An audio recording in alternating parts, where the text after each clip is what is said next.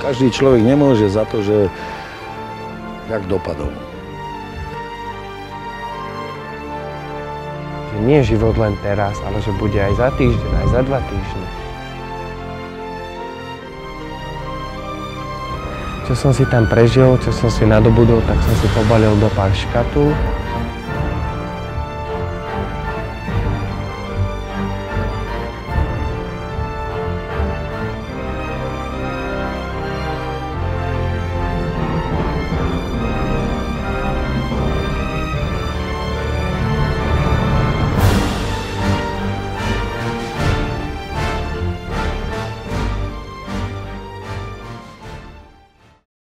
Nepoznám biologických rodičov, teda nepoznal som. Vôbec o mňa sa nezaujímali jedno s druhým. Viem, že iba otec zomrel. Biologická matka sa o mňa nestarala až do nejakých 9 rokov, keď prvýkrát ma navštívila. So slovami, že ahoj, ja som tvoja matka. A tak som jej na to povedal, že ty nie si moja matka, ja mám matky tu. Potom už ma nenavštívila. Až keď sa dozvedela, že študujem v Skalici na strednej, tak až tam potom za mňou tak častejšie chodila. Stále ma prehovárala, aby som sa vrátil, že však už budem mať 18, už môžem ísť domov. Ale ja som nemal tú predstavu a nepocíťoval som to tak, že mal by som teraz ísť domov. Jednoducho v živote sa o mňa nestarala a teraz akože pôjdem domov. Nevidel som v tom nejakú logickosť. Ja som svoje detstvo prežil veľmi pekne.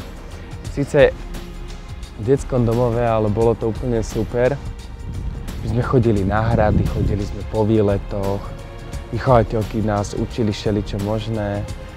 Jednoducho každý deň, keďže sa striedali vychovateľky, tak každý deň bol iný. Som mal komplexy, ja som neznášal to, že som domovák. Som neznášal na základnej škole, neznášal som to na strednej škole, že som z detského domova. Pretože som videl decká, ktoré majú rodiny a majú oblečenie, majú čo chcú. A ja som viazaný na to, že dostanem raz za mesiac nejakých 300 korún a s tým mám vyžiť na celý mesiac. Jasné, že boli spolužiaci, ktorí ma nemuseli, ale zase veľa ľudí akože so mnou, aj za mnou koľkokrát spolužiaci došli do domova, že ma pozrieť prišli. A som mal radosť, lebo za mnou nikto nikdy neprišiel. Za mnou naozaj nie. A iné deti mávali každý týždeň návštevy, ja som nemával, hej.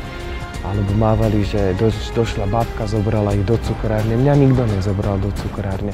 Pokiaľ neprišlo vreckové a nezobrala ma pani vychovateľka, tak som nemohol ísť do cukrárne napríklad. Tak presne tak, že takí priateľskejší typy, také priateľskejší, že sa ku mne správali a dali mi volačosi, alebo že však poď, ja ti kúpim, však nemusíš platiť. A že ma pozvali, ale potom už keď som akože im to vysvetlil, že nie, nemusia sa tak ku mne správať, tak to pochopili a už to bolo potom o mnoho lepšie. Naučil som sa, že musím jednoducho na sebe pracovať, musím si vytýčiť nejaký ten cieľ a za tým si ísť. A buď hlavou proti stene, alebo jednoducho cez všetky mŕtvoly, ale musím ísť, aby som niečo dosiahol. Asi tak.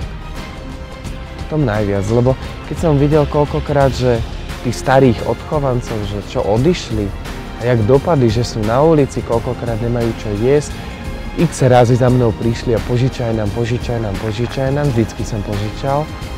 Keď im človek povedal svoj názor a svoju pravdu, tak to nevedeli prekusnúť. Tak jak pani riaditeľka, keď som jej povedal, že chcem ísť na školu, na strednú, že chcem ísť na pedagogiku, tak mi povedala, že v žiadnom prípade ty na to nemáš. A zdravotku som urobil pomaly so samými jednotkami. Takže to je taký paradox toho, že jednoducho dieťa z domova musí študovať učňovku, nemôže študovať strednú odbornú školu alebo strednú školu s maturitou. To neexistuje taký odbor, aby dieťa z domova študovalo. Dieťa z domova sa musí naučiť cukrárčinu, pekárčinu, maliarčinu, poprípade automechanika, aby robil pomocného skladníka, niekde v skladoch a robil podradnú robotu. Jednoducho dieťa z domova nemá šancu. Že teda, čo je za problém, prečo stále nemám prihlášku podanú. ona mi hovorí, že no počkaj.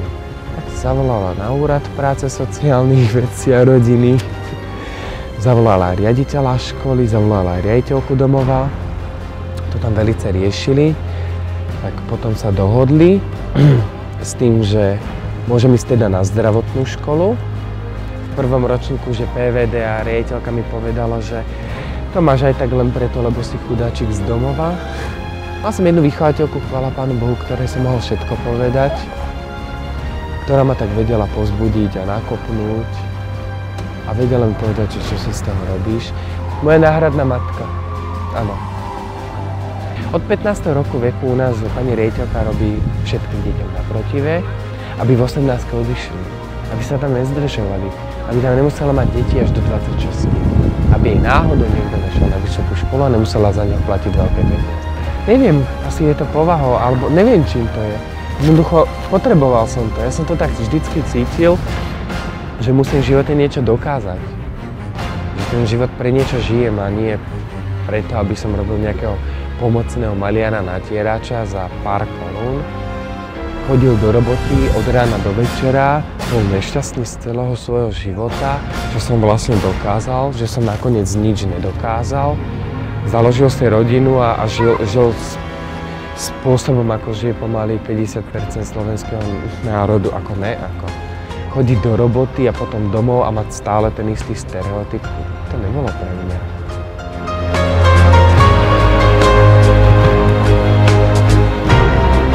Takže ja som si povedal svoj názor, že nové skrine A2 roky meniť a potom nakoniec, lebo ja som potreboval som si zaplatiť knihy, potreboval som si zaplatiť školu a ja som nemal, áno. Aj som došiel do domova, povedal som to teda ako v domove a povedali mi, že nemajú peniaze.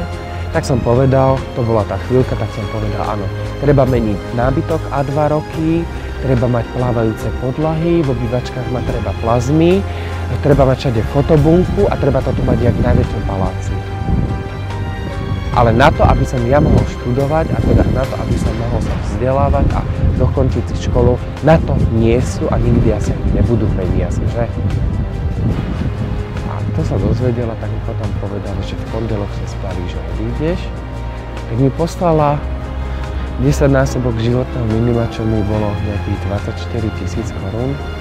Keď som si našiel taký podnájom za 300 € na mesiac, čo bolo moc, tak bolo fajn, tie prvé 2 mesiace bolo fajn. Míňalo sa, vo veľkom štýle sa míňalo. A potom som padol na hubu, keď došiel majiteľ a povedal nám, že nemáte na zaplatenie, odíďte.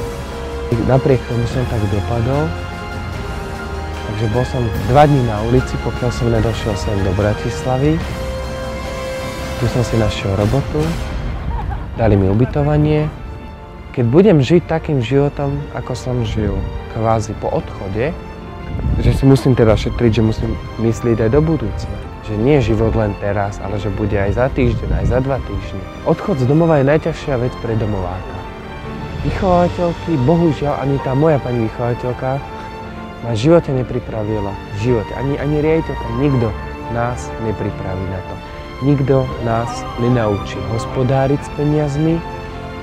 Nikto nás nenaučil jednoducho byť v živote, nejako ako teda v reálnom, áno. Keď som vyšiel z domova, ja som sa dozvedel, že mám pomaly 20 000 dlh v zdravotnej poisťovni, takže ten som si momentálne teraz musel vyplatiť.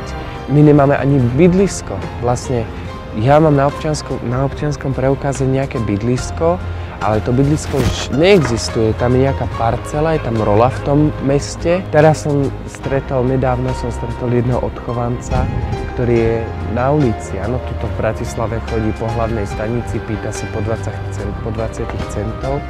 Bolo mi ho ľúto, ale jednoducho, on si vybral taký život. Veď koľko už je on mimo z domova, veď už sa mohol troška pretransformovať, ale to je to, že ho nikto nič nenaučí. Teraz som vyrovnaný, som šťastný a užívam si život.